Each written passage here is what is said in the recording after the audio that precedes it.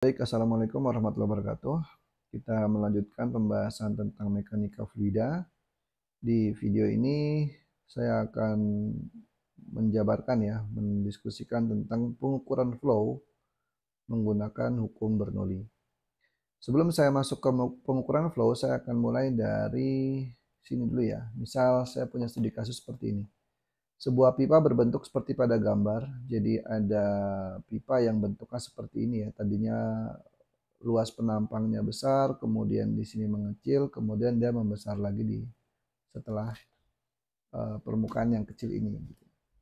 Nah, perbandingan diameter besar dan kecil adalah 4:1. Jadi D1 ini diameter 1 banding diameter 2 itu 4:1. Atau saya tulis saja ya. Ya, itu saya tulis saja. Jadi D1 banding D2-nya 4:1. Kemudian kecepatan di pipa besar di sini diameternya 5 cm ya, 5 cm. Kemudian kecepatannya adalah V1 sama dengan 2 meter per second. Kemudian tentukan berapa perbedaan tekanan antara kedua pipa. Jadi sini ada dua pressure gauge ya. Pressure gauge pertama, pressure gauge kedua. Jadi bedanya berapa nih?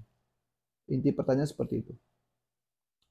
Oke, untuk menjawab ini kita bisa menggunakan prinsip Bernoulli. Saya tulis dulu persamaannya ya. Ya, ini adalah persamaan Bernoullinya. Kemudian kalau kita masukkan angkanya di kasus seperti ini, ya, pressure 1 dan pressure 2 itu adalah ya, yang ada di sini, di pressure gauge 1 dan pressure gauge 2. Yang ditanya itu kan adalah berapa perbedaan tekanan ya. Jadi kalau kita anggap ya P1 kurang P2 ini yang kita cari gitu ya. Ini saya pindahkan ke sana. Berarti kemudian yang perlu kita asumsikan adalah H1 dengan H2 sama ya, tidak ada perbedaan ketinggian gitu. Kita anggap aja 0, kenapa nggak signifikan gitu ya, paling berapa milimeter gitu ya. Ini kita hilangkan karena sama ya. Jadi sisanya adalah setengah rho V1 kuadrat dengan setengah rho V kuadrat. Kalau saya teruskan persamaannya, ini pindah ke sana kan berarti ini yang pindah ke sana ya. Berarti ini setengah rho V2 kuadrat dikurangin setengah rho V1 kuadrat. Atau saya bisa bilang P1 minus P2 itu adalah setengah rho V2 kuadrat min V1 kuadrat. Oke, selanjutnya adalah berapa V2, berapa V1. Kita tahu bahwa V1-nya sendiri 2 meter per second, udah tahu nih, gitu ya. Rho-nya kita ambil ini air saja ya, karena tidak dikasih tahu, kita asumsikan saja ya. Rho-nya adalah 1000 kg per meter kubik. Kemudian V2-nya kita nggak tahu, tapi kita bisa hitung dengan menggunakan persamaan kontinuitas, yaitu A1 V1 sama dengan A2 V2. Jadi yang kita nggak tahu kan V2 nih. V2 itu adalah A1 per A2, ini ya pindah ke sana ya, dikali V1. A1 itu seperempat pi D1 kuadrat.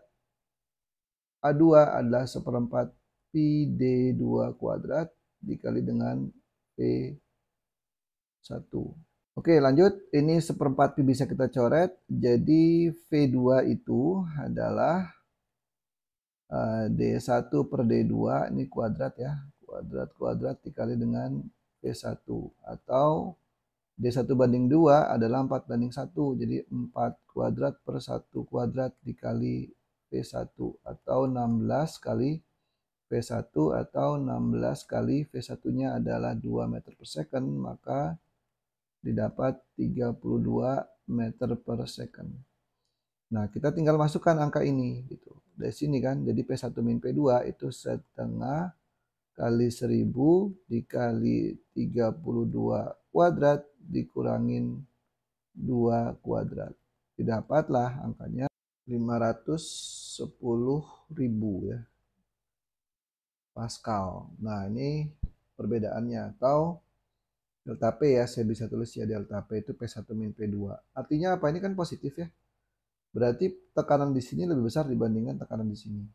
Ada perbedaan tekanan, selisih tekanannya ada delta P.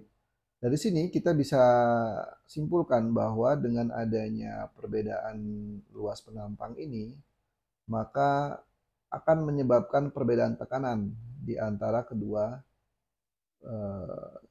permukaan ini.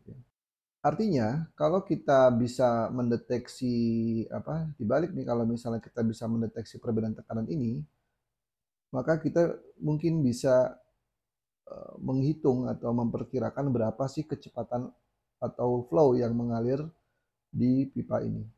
Nah, prinsip inilah yang digunakan biasanya untuk pengukuran volume, ya. Nah, di sini ada beberapa jenis cara untuk mengukur volume. Ada 3 yang kita tunjukkan di sini. Pertama, ini yang bentuknya seperti ini adalah venturimeter, jadi pipa yang mengecil di bagian tengah sini, kemudian besar lagi, jadi aliran terganggu. Dengan adanya aliran terganggu ini, maka tekanannya menjadi berubah, jadi berbeda ya antara di titik 2 dengan titik 1. Seperti yang tadi kita bahas, bahwa di titik sini tekanannya besar gitu ya, sehingga dia bisa menekan, mendorong si, anggap aja ini raksa gitu ya, miring seperti ini. Yang kedua adalah menggunakan orifice atau orifice ya, pipa orifice.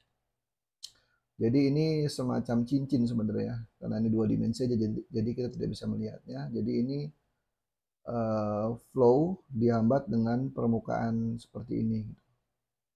Jadi di sini ada namanya tekanan terendahnya di sini gitu ya. Nah, ini kita ukur nih perbedaan tekanan di sini dengan di sini. Nah, ini pressure gauge-nya kita ukur di sini. Atau ada juga yang menggunakan dengan pitot tube, tabung pitot gitu ya. Tabung pitot itu seperti ini. Jadi di sini ada aliran, entahlah aliran udara, entah aliran air gitu ya.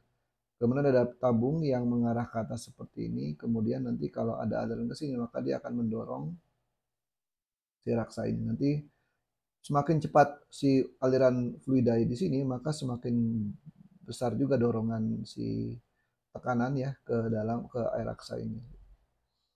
Nah, mungkin itu ya pengantar tentang cara mengukur flow aliran, laju aliran, apakah itu kecepatannya, laju aliran volumenya atau masanya dengan menggunakan uh, tiga benda ini gitu ya.